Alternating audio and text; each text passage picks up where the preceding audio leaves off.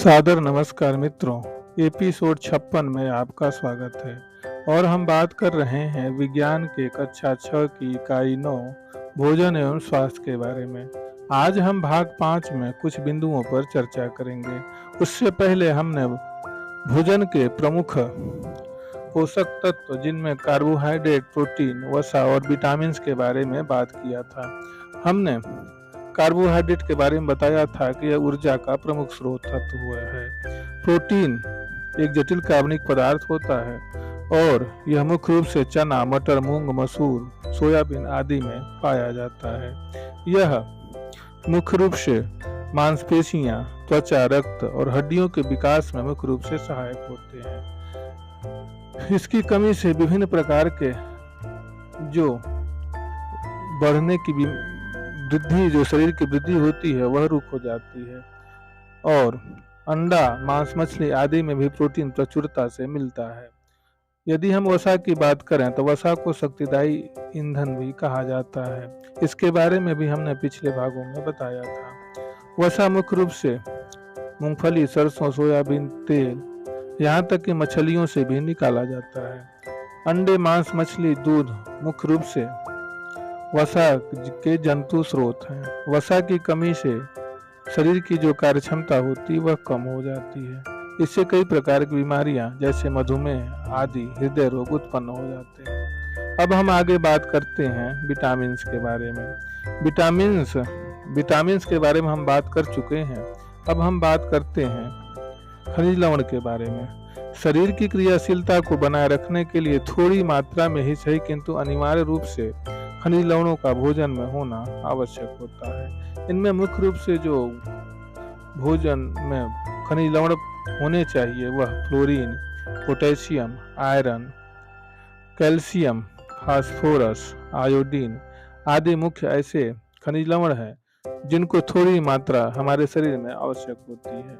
जैसे हम यदि सबसे पहले ये सब जो खनिज लवण होते हैं यह मुख्य रूप से हम ये कह सकते हैं धनिया, पालक और मूली, सलजम, गाजर आदि सब्जियों में मुख्य रूप से पाए जाते हैं। अब हम अलग अलग खनिज लवणों के बारे में बात करते हैं। तो जैसा कि हमने बताया कि मुख्य रूप से फल और सब्जियों में ही खनिज लवण की मात्रा सबसे अधिक पाई जाती है। और हम खनिज लवण की बात करें उसमें सबसे ज़्यादा सोडियम क्लोराइड जो हम नमक कहते हैं उनका भी हम सेवन करते हैं। यह भी खनिज लवण का ही एक भाग होता है। यह भी शरीर मुख्य रूप से दाल और सब्जियों में हम इनका प्रयोग करते हैं जो इनकी एक अल्प मात्रा ही शरीर के लिए लाभदायक होती है। यदि इनका अधिक मात्रा में प्रयोग किया जाए तो कई प्रकार के शरीर में अनियमितताएं एवं बीमारियां हो जाती हैं। तो इस प्रकार हम कह सकते हैं कि खनिज लवणों का हमें उचित और सीमित मात्रा में ही प्रयोग करना चाहिए जितना कि शरीर के लिए यह आवश्यक होता है। आइए हम बात करते हैं खनिज लवण के अलग अलग प्रकार के बारे में। जैसे फ्लोरीन मुख्य रूप से पीने वाला जल, चाय, समुद्री भोजन में मिलता है। यह दांतों के इनामेल का निर्माण करता है और इसकी कमी से दांतों का इनामेल का क्षरण हो जाता है और दांत जल्दी जल्दी गिरने लगते हैं। उसी प्रकार पोटेशियम मांस, दूध, अनाज, फल व सब्जियों में मिलता है।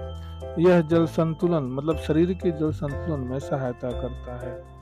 यह शरीर में डिहाइड्रेशन अर्थात निर्जलीकरण को रोकता है। अब हम आगे बात करते हैं आयरन की। आयरन का संकेत Fe है। यह मुख्य रूप से मांस, अंडा, फलियां, अनाज, हरी सब्जियों में पाया जाता है। यह शरीर में जो रक्त होता है, रक्त में हीमोग्लोबिन के निर्माण में सहायक होता है। इसकी कमी से एनीमिया नामक रोग हो जाता है। उसी प्रकार यदि हम कैल्शियम की बात करें तो कैल्शियम मुख्य रूप से दूध, पनीर, हरी सब्जियां, फलियां, अनाज, हड्डियां व दांतों में पाया जाता है और हड्डियों व दांतों के निर्माण में सहायता करता है। इसकी कमी से हड्डियों व दांतों में कई प्रकार के रोग हो जाते हैं। उसी प्रकार यदि हम फास्फोरस की बात करें तो दूध, मांस, अनाज में पाया जाता है। यह हड्डियों और दांतों का निर्माण करता है और इसकी कमी से हड्डियों और दांतें कमजोर हो जाती हैं। इसी प्रकार आयोडीन समुद्री भोजन में मिलता है और आयोडीन युक्त नमक में भी पाया जाता है। इसका उपयोगिता थायरॉक्सिन हार्मोन के निर्माण करने में है। इसकी कमी से घेंघा नामक रोग हो जाता है। इस प्रकार इससे पहले हमने विटामिन के बारे में बात किया था। विटामिन में हमने यह बताया था कि विटामिन 2 प्रकार के होते हैं, अर्थात इनको 2 श्रेणियों में बांटा जाता है।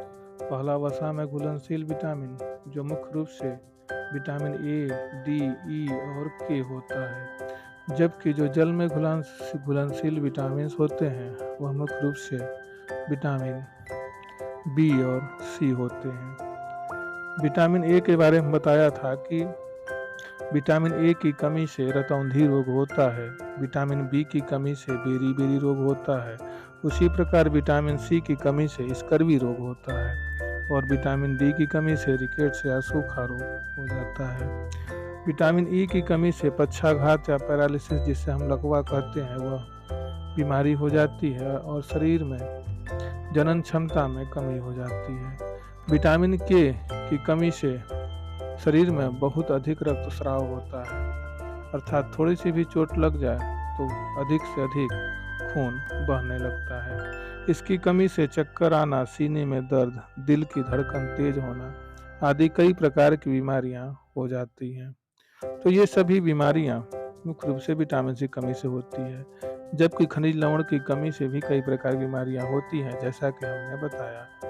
तो अब हम बात करते हैं जल एवं रेशेदार भोजन के बारे में। जल एवं रेशेदार भोजन का भी एक अपना महत्व है। रेशे जो होते हैं वह विभिन्न पोषक तत्वों के साथ साथ भोजन में रेशे की उपस्थिति भी अति आवश्यक होती है। रेशे अर्थात रफेज दरअसल फाइबर युक्त पदार्थ होते हैं जो समांतर चोकर युक्त आटा, दलिया, ताजे फल एवं सब्जियों में पाए जाते हैं। हालांकि रेशे शरीर को कोई पोषक तत्व प्रदान नहीं करते हैं, किंतु इनकी भूमिका अपशिष्ट पदार्थ अर्थात मल को शरीर से बाहर निकालने में होती है।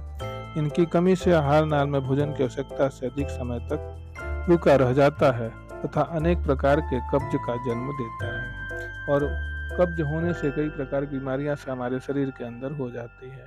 इसलिए हमको रेशेदार भोजन का प्रयोग हमें अवश्य करना चाहिए, जैसे गेहूं, मक्का, ज्वार, बाजरा का चोकर युक्त आटा, दाल, दलिया, ताजे फल, ये जो सभी खाद्य पदार्थ होते हैं, इन सभी में रेशा पर्याप्त मात्रा में पाया जाता है।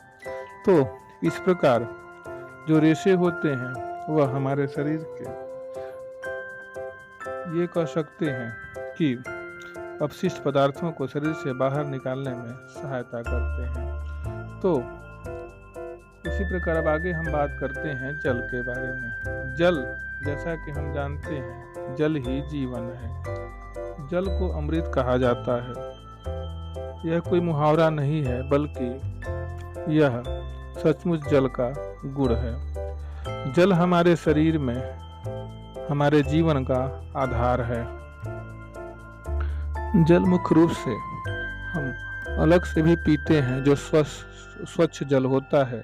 साथ में दूध और भी कई तरल पदार्थ ऐसे पीते हैं जिनमें जल की मात्रा सबसे अधिक होती है। सब्जियों में भी जल की मात्रा सबसे अधिक पाई जाती है। खास तौर से जब हम सलाद खाते हैं, उनमें हमको ऐसे फलों का उपयोग करना चाहिए जिनमें जल की मात्रा सबसे अधिक होती है, तथा साथ में हमें ऐसे सलाद का प्रयोग करने चाहिए जो हरे हों और साथ में उनमें जो रेशे युक्त हों और जिनका उपयोग हम अपने स्वास्थ्य के लिए कर सकें और साथ में वह हमें भोज्य पदार्थ ऊर्जा भी दे सकें। ऐसे कई सब्जियां होती हैं जिनमें रेशे की मात्रा सबसे अधिक होती है, जिसमें पत्ता गोभी, फूल गोभी, ये सभी ऐसे ही भोज्य पदार्थ हैं। इनकी कमी से हम यह कह सकते हैं कि यदि शरीर में रेशे युक्त हम भोज्य पदार्थों को नहीं खाएंगे तो इनकी कमी से आहार नान भोजन के में आवश्यकता से अधिक समय तक रुका रह जाता है, जिसके कारण अनेक प्रकार के रोगों का जन्म होता है और कई प्रकार की बीमारियां हो जाती हैं। तो मित्रों, आज के इस एपिसोड में बस इतना ही। अगले एपिसोड में हम जल के बारे में बात करेंगे। धन्यवाद।